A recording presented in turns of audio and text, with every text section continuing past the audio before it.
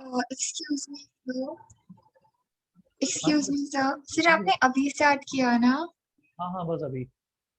Okay.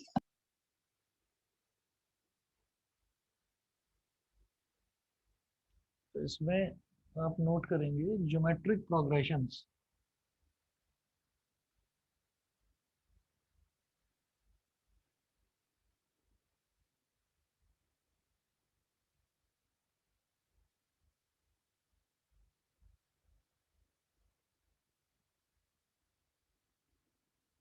Geometric progressions, geometric progressions में ये है कि जैसे मान लीजिए कोई भी ऐसी चीज है कि जैसे कोई नंबर है, मान लो हमारे पास एक नंबर होता है 1।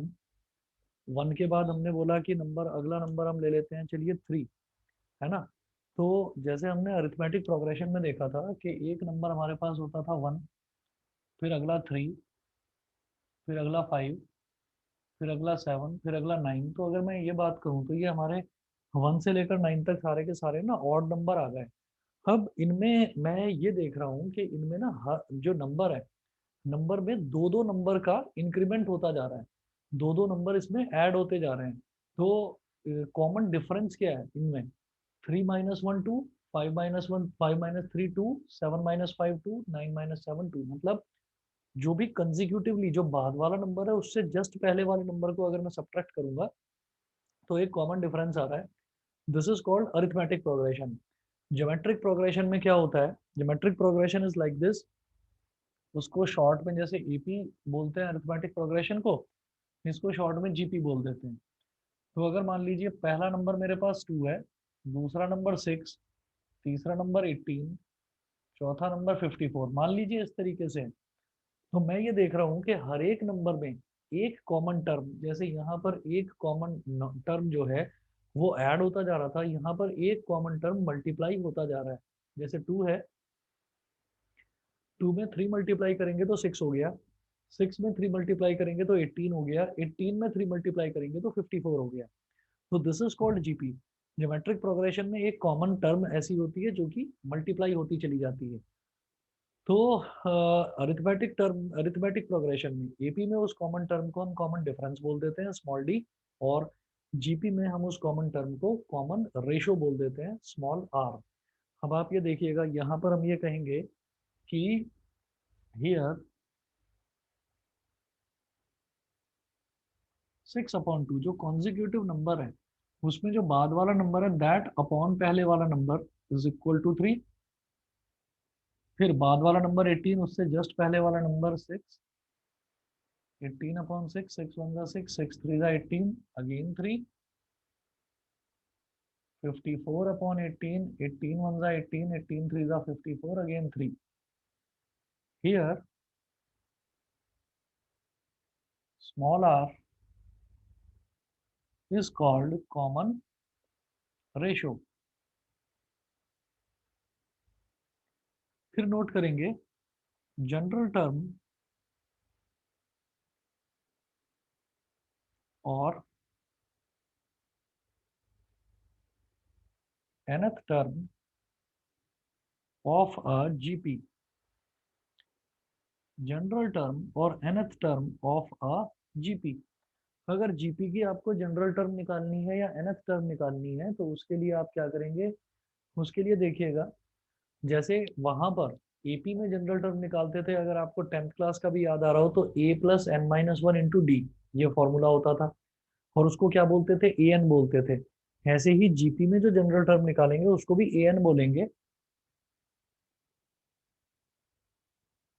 A N is equal to A are की power n - 1। A N is equal to A into are की पावर n - 1। ठीक है, where R is common ratio and N is कोई भी जो भी आपसे टर्म पूछा जा रहा है, मान लो फिफ्थ टर्म पूछा जाए तो आप बता देंगे A5, है ना, A5। तो यहाँ पर A इंटू आर की पावर 5 - 1 यानी कि ए आर की पावर 4, ऐसे निकालते हैं। यहाँ तक क्लियर है बेटा? बताइए, यहाँ तक सभी यस को सर। क्लियर है? यस हाँ, सर। Yes sir. चलिए जी, ठीक है। उसके बाद अगला देखते हैं। अगला, जैसे हमने सम ऑफ एन टर्म्स देखा था, तो इसमें भी वही चीज देखेंगे, sum of n terms of a GP, जैसे एपी की n टर्म्स होती थी n/2 ब्रैकेट में 2a plus n minus one into D, ऐसे ही जीपी की जो सम ऑफ n टर्म्स है Sn, वो हो जाएगा a इंटू आर की power n minus one upon are minus one, ये होता है। तो इसमें हम ये बोलते हैं Sn is equal to sum of n terms a into are की power n minus one upon are minus one. आप देखेंगे यहाँ एनसीईआरटी में भी दूसरा फॉर्मूला मेंशन्ड है कि 1 माइनस आर की power n upon 1 minus r भी कह सकते हैं इसको, एक ही बात है। एक ही बात है। आप ये देखिएगा कि यहाँ पर जैसे मान लो आर की पावर n माइनस वन है, अगर न्यूमरेटर में मैं माइनस वन कॉमन निकाल लूँ और डिनोमिनेटर में मैं माइनस वन कॉमन निकाल लूँ, न्यूमरेटर में माइनस वन कॉमन निकाला तो क्या हो जाएगा, minus a into one minus r की पावर एन, डिनोमिनेटर में माइनस वन कॉमन निकालें तो वन माइनस आर। तो खैर वो दूसरे फॉर्मूले की जरूरत नहीं है, आप एक फॉर्मूला याद करिए, इसी से आपका सब कुछ हो जाएगा। ठीक है, आपको दूसरे फॉर्मूले की जरूरत पड़ेगी नहीं। उसके बाद देखिएगा पेज नंबर 187 पर एग्जांपल नंबर 9।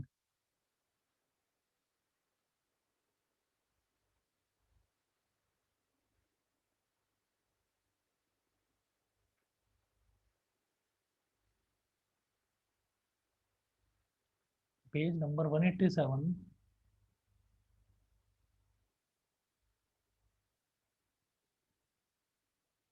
Example number 9। इसमें देखिएगा क्या पूछा जा रहा है। यहाँ पर देखिए एग्जाम्पल नंबर 9 में ये बोल रहे हैं find the tenth and nth terms of the GP 5, 25, 125।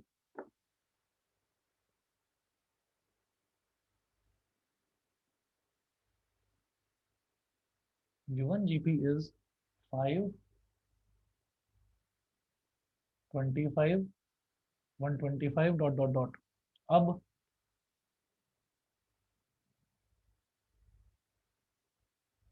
25/5 कोई भी कॉन्जिक्यूटिव टर्म ले लो, बस एक बाद वाली टर्म अपॉन पहले वाली टर्म लेंगे, तो 5 5 जा 25। तो this is my common ratio. अच्छा, कॉमन रेशो इक्वल है ये प्रूव करके दिखाने की, कॉमन रेशो इक्वल है ये प्रूव करके दिखाने की हमें जरूरत नहीं है यहाँ पर। उसका मतलब वो क्यों, क्योंकि यहाँ पर पहले ही दे रखा है जीपी है, ये पहले ही हमको दे रखा है कि दिस इज अ जीपी। हमसे ये पूछा नहीं जा रहा है कि आपको वेरीफाई करना है कि ये जीपी है या नहीं। अगर सिंपली एक सीक्वेंस लिखा हुआ होता तो पहले मैं चेक करता कि वो एपी है या जीपी है, लेकिन पहले से ही दे रखा है कि ये जीपी है, तो इसका मतलब कॉमन रेशो आएगा। तो आर की वैल्यू 5 हो गई। फिर हम ये कहेंगे nth टर्म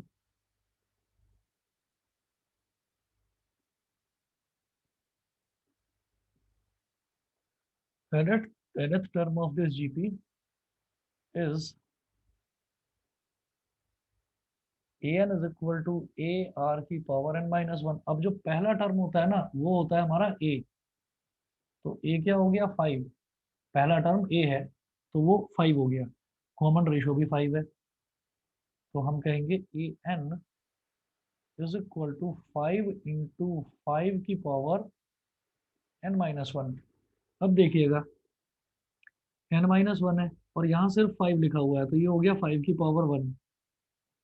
तो ए एन क्या हो गया 5 की power 1 plus n minus one, minus one से प्लस वन कैंसिल आउट हो गया, तो ए एन हो गया 5 की पावर n। ये हो गया nth term of this GP. ये सबको समझ में आ गया? Yes sir. ये क्लियर है? ठीक है। उसके बाद इन्होंने पूछा है कि आपको इसकी 10th टर्म बतानी है।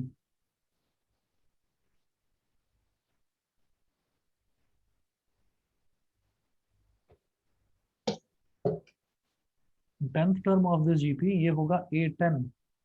तो 5 की पावर में बस आपको n की जगह, क्यों जब आप nth टर्म सिंप्लीफाई करके निकाल ही चुके हो तो आपको वापस से इस फॉर्मूले में रखने की जरूरत नहीं है। जब आप सिंप्लीफाई करके nth टर्म निकाल चुके हैं, ए एन इज इक्वल टू 5 की पावर n है, तो आपको कुछ नहीं करना, आपको 5 की पावर और n की जगह आपको 10 रख देना है बस। तो A10 क्या हो जाएगा 5 की पावर 10। बताइए, मुझे लगता है समझ गए होंगे सभी बच्चे। ठीक है, बताइए, क्लियर है। ऐसे ही इसमें अगला देखेंगे, example number 10।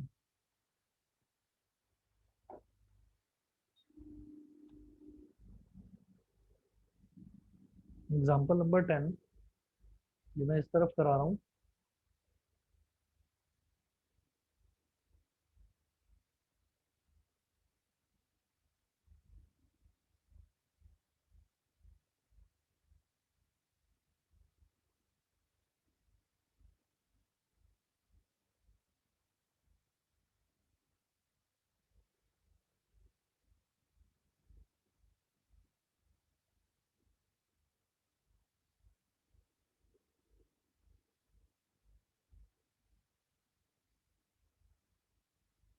Example number 10, example 10 है विच टर्म ऑफ द जीपी। तो एक जीपी दे रखा है, गिवन जीपी। जीपी क्या दे रखा है, 2 8 32 up to n terms, like this. ये दे रखा है तो जीपी दे दिया हमको। उसके बाद ये बोल रहे हैं which term of the GP up to n terms is 131072। तो इस जीपी की कौन सी टर्म 131072 है। तो हम ये कहेंगे कि here a is equal to 2। A क्या है हमारा, फर्स्ट टर्म तो हो गया 2, और कॉमन रेशो क्या होता है, second term upon first term. तो 8/2, तो 2 4 जा 8, तो कॉमन रेशो हो गया 4। फर्स्ट टर्म 2 हो गया, कॉमन रेशो 4 हो गया। अब इसमें इन्होंने कहा कि which term of the GP is 131072। तो हम ये कहेंगे let nth term of the given GP be 131072। हमने माना कि nth टर्म इसकी 131072 के बराबर है। अब nth टर्म क्या होती है बेटा, an। nth टर्म को an ही तो बोलते हैं। तो an इज इक्वल टू 131072, और an का फॉर्मूला डाल देंगे यहाँ पर, a r की power n-1 is equal to 131072। अब a क्या है यहाँ पर 2, मल्टीप्लाइड बाई r क्या है यहाँ पर 4, 4 की power n-1 is equal to 131072। अब क्या करें, हाँ यहाँ पर और क्या करा जा सकता है, यहाँ पर बेटा मैं 2 से इसको डिवाइड कर सकता हूँ। 2 से डिवाइड कर दिया तो 2 6 जा 12, 13 माइनस 12 कितना हो गया, 1 1। हाँ 1 हो गया, 1 1 11, 2 5 जा 10, और 11 माइनस 10 हो गया 1, 1 0 10, 2 5 जा 10, 2 3 जा 6, 7 माइनस 6 हो गया 1, 1 2 2, तो 1 2 12, सॉरी 2 6 जा 12, तो 6 डबल 5 3 6।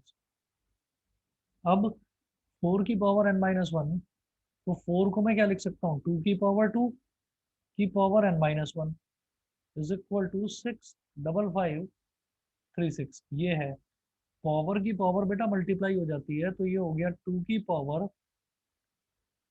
2n-2, 2 की power 2n-2 is equal to, जैसे 6 डबल 5 3 6 है, ऐसा कोई भी क्वेश्चन आए ना, तो आपको क्या करना है, आप लोग प्राइम फैक्टराइजेशन करना जानते हैं, 10th क्लास में आपने किया है।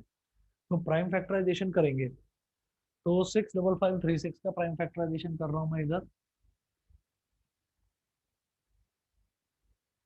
सबसे पहले सबसे छोटे प्राइम नंबर से डिवाइड करेंगे, मतलब 2 से। 2 3 जा 6, फिर 2 2 जा 4, 5 माइनस 4 कितना हो गया 1, ठीक है।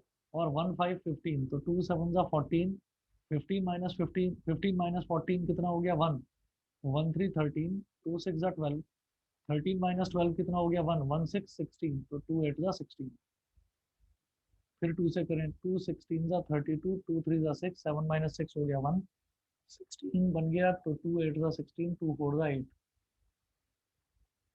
फिर 2 से करेंगे, 2 8 ज़ा 16, 2 1 ज़ा 2, 3 माइनस 2 हो गया 1, 1 8 18, तो 2 9 ज़ा 18, 2 2 ज़ा 4,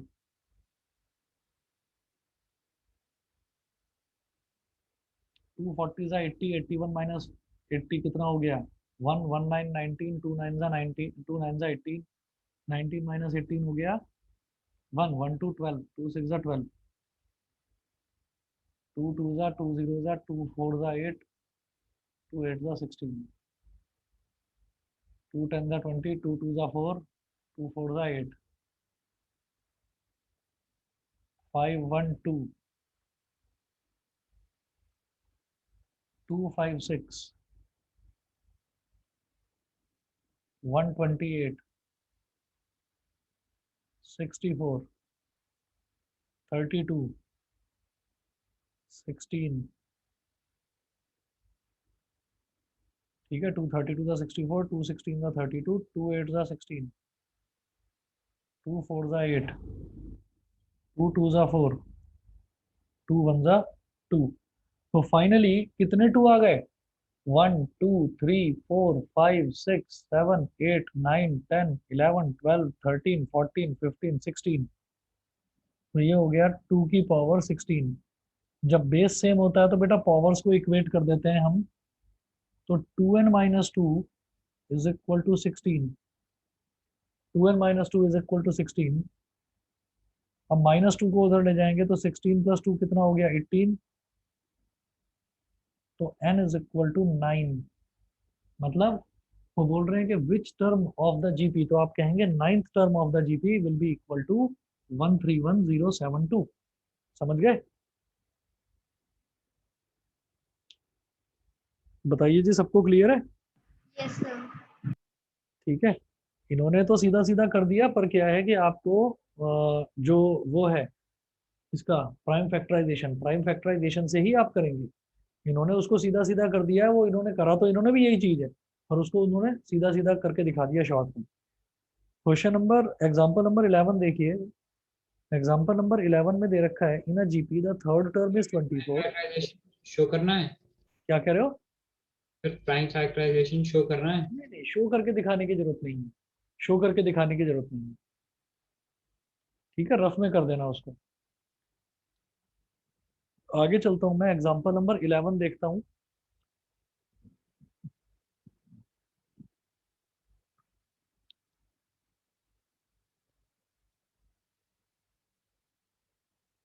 अच्छा दिवस, तुम्हारा मंडे ओ सॉरी ट्यूसडे को है ना एग्जाम? Yes sir. ठीक है, देवशी तुम्हारा भी ट्यूसडे को है? नो सर, मेरा नहीं है। मेरा वीकली टेस्ट 1 तो सर हो चुका है पहले ही। अच्छा अच्छा अच्छा, चलिए जी, ये रिलेशन ही करवाया ना अभी स्टार्ट तुम्हारे यहाँ? Yes sir. Sir relations almost हो गया है, फंक्शन स्टार्ट होने वाला था। ठीक है ठीक है, चलिए जी अगला एग्जांपल देखते हैं, example number 11।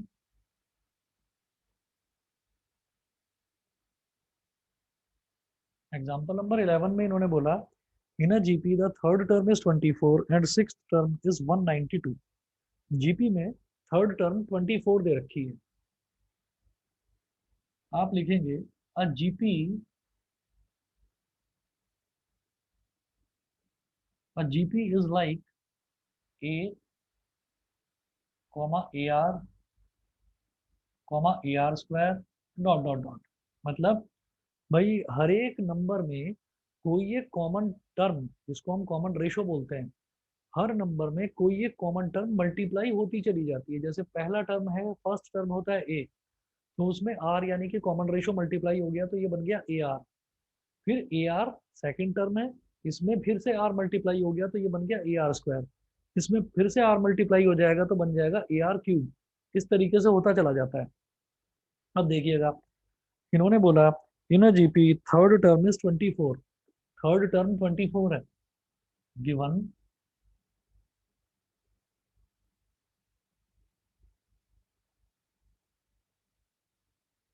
A three is equal to 24। तो ए थ्री क्या है, जब ए एन होता है ए आर की पावर एन माइनस वन, तो ए3 क्या हो जाएगा, ए आर की power 3 minus one is equal to 24।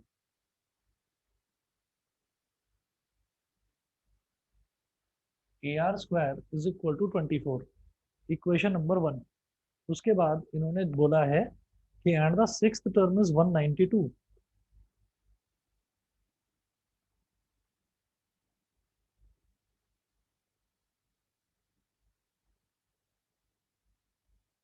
Also given sixth term is 192।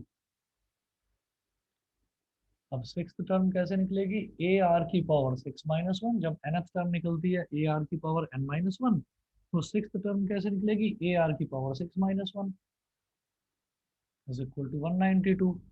तो ये हो गया ए आर की पावर 5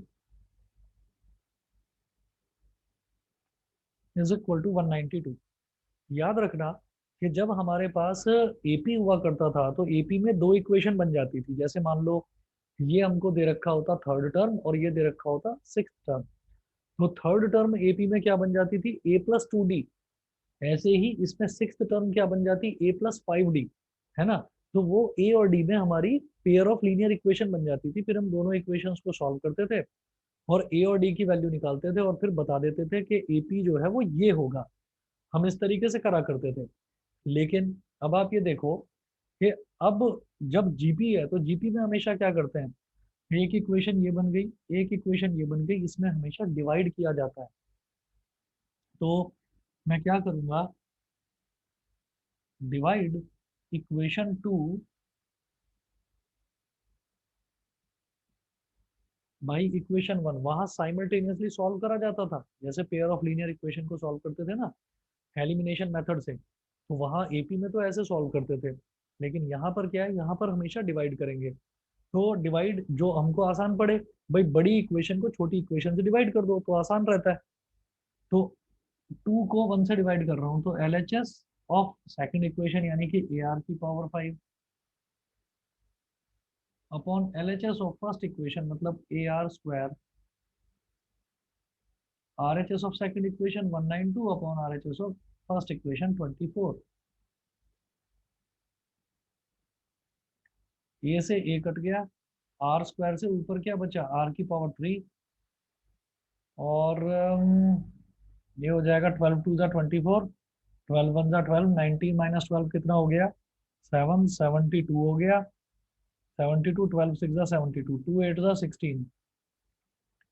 तो बेटा आर की पावर 3 इज इक्वल टू 8 हो गया।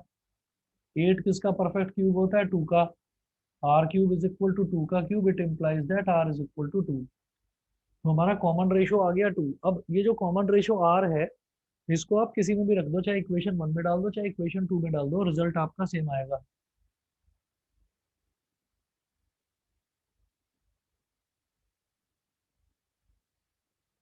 तो याद रखिएगा जैसे जीपी में दो कंडीशंस दे रखी होती हैं तो दो इक्वेशन बनेगी, तो आपको एक इक्वेशन को दूसरी इक्वेशन से डिवाइड करना होता है इसमें। तो देखिएगा आर की वैल्यू 2 आ गई, put this value in equation 1, 1 में डालो ना, छोटी इक्वेशन है 1 तो 1 में डालो।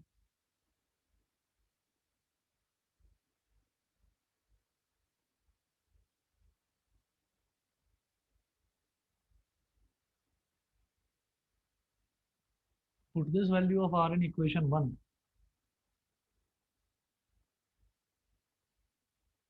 तो a are square is equal to 24, a into r क्या है 2, 2 का square is equal to 24, a into 4 is equal to 24, 4 6 24,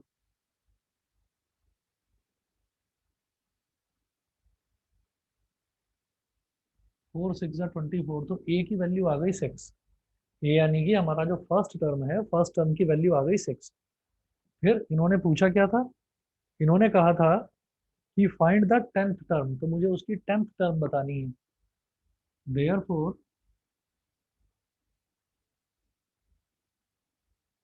10th term of this GP will be A10 is equal to AR की power 10 minus 1। Formula यही होता है ना, AR की power n minus 1, तो AR की पावर 10 माइनस 1।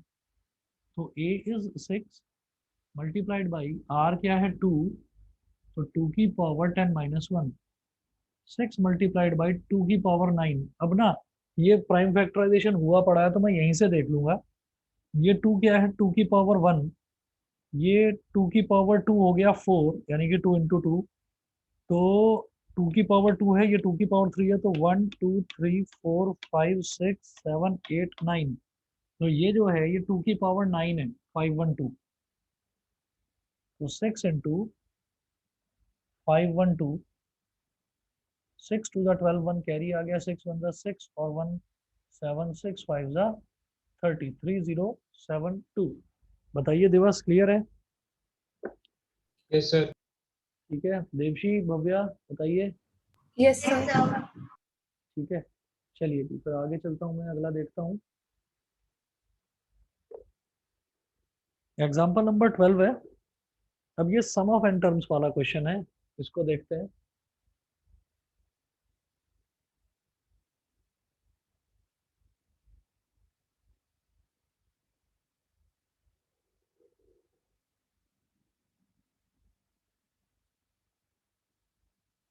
एग्जाम्पल नंबर 12 में है, find the sum of first N terms and the sum of first 5 terms of the geometric series 1 plus 2 upon 3 plus 4 upon 9 plus dot dot dot, इस तरह से। तो given series, given GP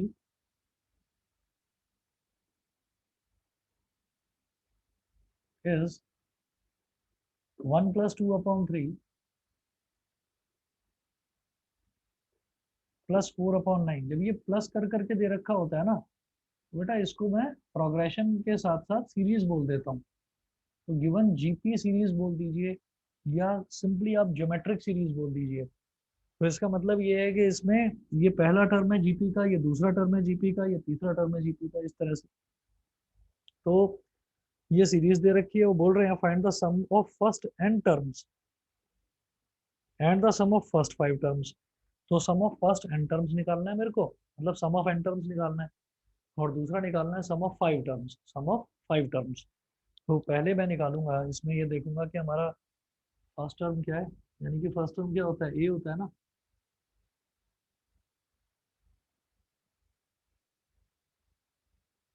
तो ए is 1, और common ratio के लिए 2 upon 3 upon 1 करके देख लो, तो वो 2 अपॉन 3 ही हो गया। कॉमन रेशियो के लिए second term upon first term करा जाता है, तो 2 अपॉन 3 अपॉन 1, किसी के भी अपॉन में 1 करोगे, किसी को भी 1 से डिवाइड करोगे तो उस पर कोई फर्क तो पड़ता नहीं है, वो तो सेम रहता है। वो कॉमन रेशियो आ गया 2 अपॉन 3। इसके बाद देखिएगा, सबसे पहले निकालेंगे sum of first N terms. तो sum of first N terms, first N terms बोलो, या जनरली इसको एन टर्म्स ही बोल देते हैं। इसका फॉर्मूला होता है ए इंटू आर की power n minus 1 upon are minus 1। ये क्या है 1 मल्टीप्लाइड बाई आर क्या है 2 अपॉन 3 की power n minus 1 upon 2 upon 3 minus 1। तो एस एन क्या हो गया, बाहर 1 लिखने का तो कोई मतलब ही नहीं है। 2 अपॉन 3 की पावर एन माइनस 1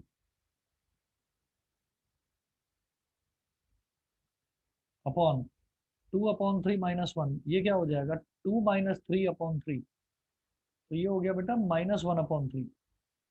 तो एस एन क्या हो गया, डिनोमिनेटर का डिनोमिनेटर न्यूमरेटर में आ जाता है, तो ये हो गया -3 इंटू 2 अपॉन 3 की पावर एन माइनस 1। ये समझ में आया है कि नहीं, बता दो।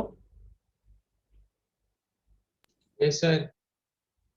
बाकी दोनों बच्चे बताइए, समझ गए कि नहीं इतना? Yes Yes, sir. sir. समझ गए? तो -3 इंटू 2 अपॉन 3 की पावर एन माइनस 1, ये हमारा आ गया सम ऑफ एन टर्म्स। फिर वो बोल रहे थे कि अब आपको निकालना है सम ऑफ फर्स्ट 5 टर्म्स। तो फर्स्ट 5 टर्म्स का सम निकालेंगे, और जब आप इसका इनका सॉल्यूशन देखेंगे ना, तो इनके सॉल्यूशन में और हमारे सॉल्यूशन में आपको सम ऑफ एन टर्म्स में तो अंतर लगेगा। लेकिन जब आप करके देखोगे इसको सिंप्लीफाई तो वो सेम है। कैसे? बाहर माइनस है, माइनस को अंदर मल्टीप्लाई कर दो तो 1 - 2/3 की पावर n बन जाएगा, और इनका भी वही आ रहा है आंसर। तो हमारा भी ठीक है, इनका भी ठीक है। उन्होंने दूसरा फॉर्मूला यूज करा है, हमने दूसरा। तो फॉर्मूला कोई भी यूज करा जा सकता है। अब देखिएगा,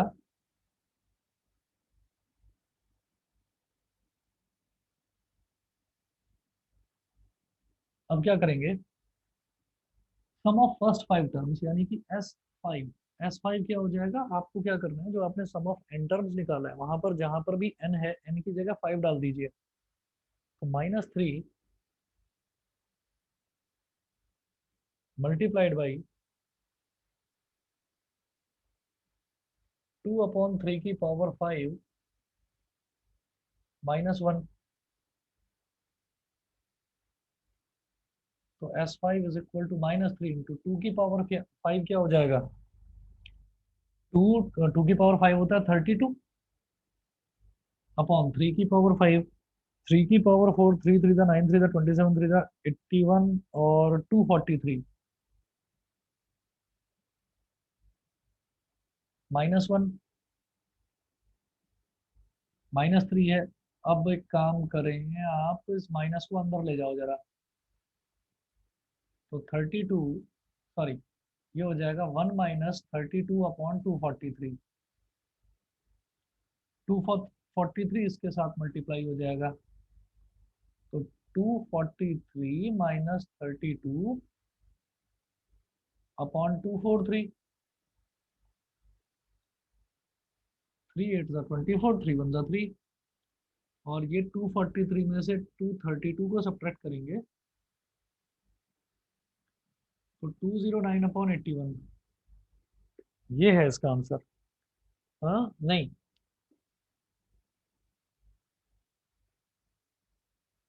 211/81। बताइए जी, क्लियर है? Yes, sir. ठीक है। उसके बाद अगला देखते हैं, एग्जाम्पल नंबर 13 है। How many terms of the GP 3, 3, 2, 3, 3/2, 3/4 are needed to give the sum 3069/512।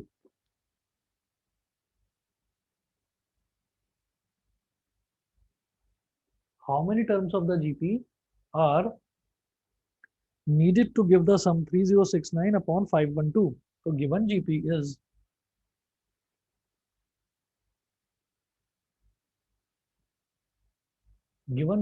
is क्या दे रखा है, 3, 3/2,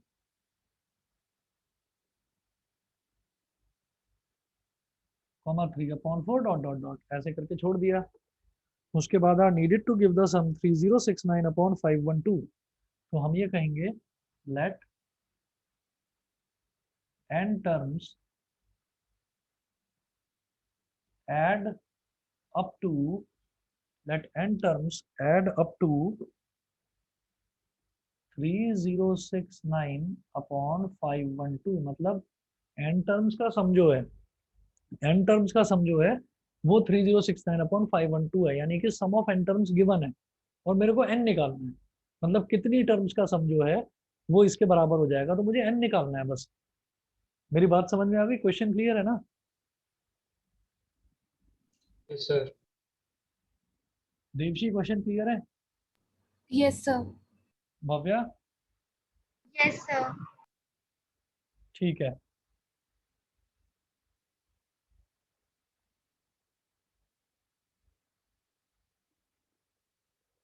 अब देखिएगा, इसमें पहला टर्म है 3, तो a तो हो गया 3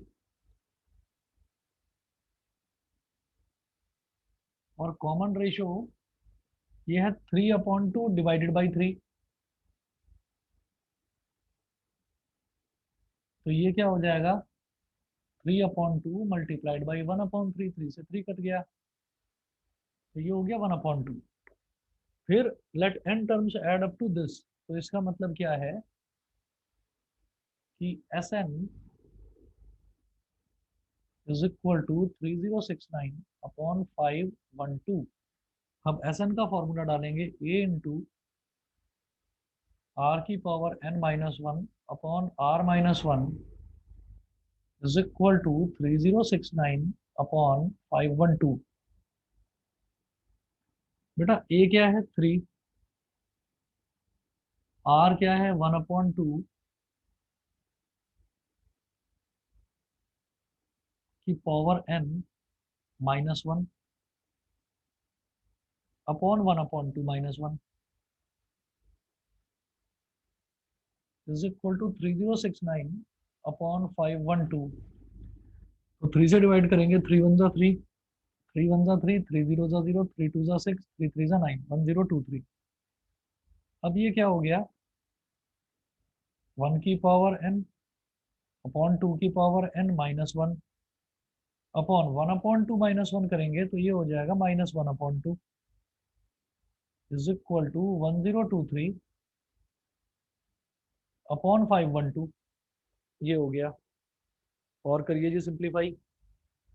अब जैसे न्यूमरेटर में मुझे 1 की पावर n दिखाई दे रहा है, तो 1 की पावर कुछ भी हो, 1 की पावर पॉजिटिव हो, 1 की पावर नेगेटिव हो, 1 की पावर 0 हो, 1 की पावर फ्रैक्शन में हो, वो हमेशा 1 रहता है। तो ये 1 हो गया ऊपर तो, और फिर ये 2 की पावर n इधर आ जाएगा अगर एलसीएम लेंगे ना, तो ये क्या हो जाएगा 1 माइनस 2 की पावर n अपॉन 2 की power n upon -1/2 is equal to 1023 upon 512। अब क्या होता है, ये जो डिनोमिनेटर का डिनोमिनेटर होता है वो न्यूमरेटर में आ जाता है। मतलब जैसे ऊपर भी रैशनल नंबर है, नीचे भी रैशनल नंबर है, तो ऐसे में हम क्या करते हैं, ऊपर भी रैशनल नंबर है, नीचे भी रैशनल नंबर है, तो ऐसे में क्या करेंगे, सबसे ऊपर वाला सबसे नीचे वाले से मल्टीप्लाई होकर न्यूमरेटर में आ जाता है, और बीच वाले आपस में मल्टीप्लाई होकर डिनोमिनेटर में आ जाते हैं। तो ये हो गया 2 इंटू 1 माइनस 2 की पावर n अपॉन -1 इंटू 2 की पावर n, मतलब -2 की power n is equal to 1023 upon 512। ठीक है। अब चाहें तो इसमें से माइनस कॉमन ले लो, माइनस कॉमन ले लिया तो -2, 2 की power n minus one upon 2 की पावर n, ऐसा। और ये माइनस था ही, तो माइनस से माइनस कट गया, इज इक्वल टू, अब 1023 अपॉन 512। अब क्या करो, इस 2 को नीचे ले जाओ, तो यहाँ हो गया 2 की power n minus one upon 2 की पावर n, और इस 2 को नीचे ले जाए तो 1024 हो गया, 1023 अपॉन 1024। फिर इनको स्प्लिट करो, 2 की पावर n अपॉन 2 की power n minus one upon 2 की पावर n, ये दोनों कट गए,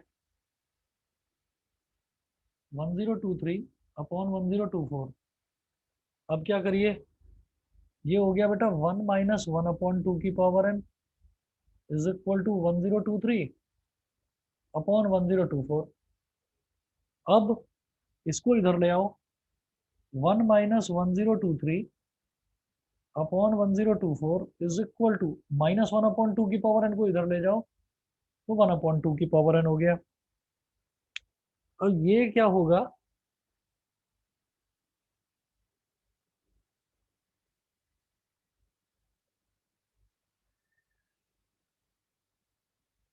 ये क्या होगा देखिएगा, यहाँ पर 1024 मतलब एलसीएम लेंगे तो 1024 माइनस 1023 अपॉन 1024 क्या हो जाएगा, 1 upon 1024 is equal to 1 upon 2 की पावर n। दोनों तरफ रेसिप्रोकल लोगे तो 2 की power n is equal to 1024 हो जाएगा। और ये मुझे याद रखना है कि 2 की पावर 10 होता है 1024, तो बेटा n की वैल्यू आ गई 10, यानी कि कौन सी टर्म तक का सम 3069 अपॉन 512 होगा, 10 टर्म्स का सम 3069 अपॉन 512 होगा। बताइए जी, समझ में आ गया? Yes sir. इतना क्लियर है? Yes, sir. तो बेटा फिर इतना ही कर लीजिए, और इसमें जो ये जीपी है, जीपी के आगे के आप क्वेश्चंस करिएगा। मुझे अगर कल टाइम मिलता है तो कल लेता हूँ क्लास इसकी, और नहीं तो फिर परसों लेता हूँ। ठीक है, Yes, sir. ठीक है दिवस, क्लियर है यहाँ तक? Yes, sir. थोड़ा Thank you, बहुत sir. लग गया होगा ना जीपी का? Yes, sir. सर प्रॉब्लम थोड़ी वर्ड प्रॉब्लम्स में आती हैं जो, और स्पेशली मिसलेनियस, एक बार आप मिसलेनियस पूरी करवा देना, वो भी बता उसमें दूंगा। डाउट है मेरा। वर्ड प्रॉब्लम्स में जो भी प्रॉब्लम हो ना वो छांट कर रखो अपनी, मैं कल टाइम मिलता है तो कल, नहीं तो फिर परसों कराऊंगा। ठीक है, Thank you, sir. Thank you, sir. Okay.